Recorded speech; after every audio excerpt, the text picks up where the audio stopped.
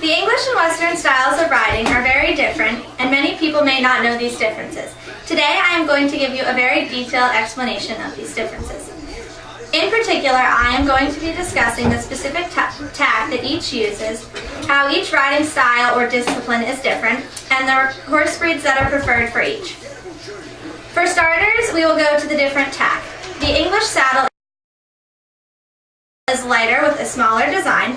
It is less bulky with less padding around the rider. It has no places for extra equipment and is basically just a seat. The Western saddle is larger and heavier, and it has more padding for an even distribution of weight across the horse's back. It also has additional places to hold equipment on the side.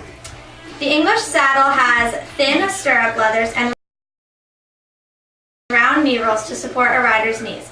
The saddle rests on the horse's withers. In contrast, the Western saddle has a high seat and horn to keep the rider more secure, and it has thicker stirrup leathers, and the saddle also sits farther back on the horse's back. Both designs are specifically formulated for each different riding styles that each discipline has.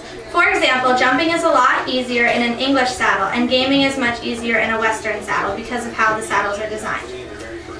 The English girth is typically longer because the saddle has shorter billets to attach it to, whereas a Western girth is typically shorter because the saddle is designed with longer billets. The bridles are pretty much the same, but an English bridle is used more effectively with snaffles and other direct pressure bits. It also has a noseband that gives the rider more control, and the reins are joined at the end. A Western bridle is commonly used with shank, also called leverage bits, and there is no need for a noseband. The reins are also unattached at the ends. Next we will go to what a rider wears when they show. The English riders wear a helmet with a neatly attached hairnet. They also normally wear a white show shirt with a tailored jacket, much like a blazer. They have tan breeches and tall boots, as well as black gloves. English style of riding is very traditional and plain, with less variation in the color styles. In contrast, Western riders normally wear a cowboy hat and cowboy boots, as well as dress pants under full chaps.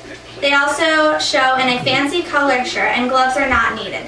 It is less traditional, but there is more variety between the riders and their styles. Horses also wear different attire when they show. For English, they have a fitted white pad that goes under the saddle, whereas Western normally has a colorful square pad.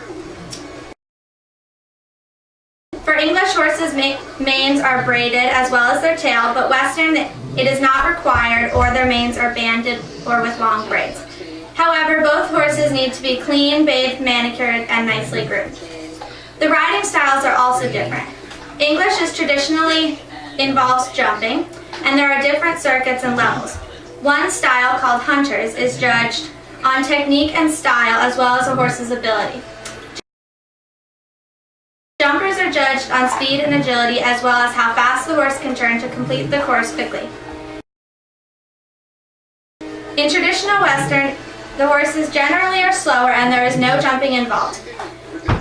Western pleasure is judged on a horse's condition and how relaxed the horse is to ride and how pleasurable it seems.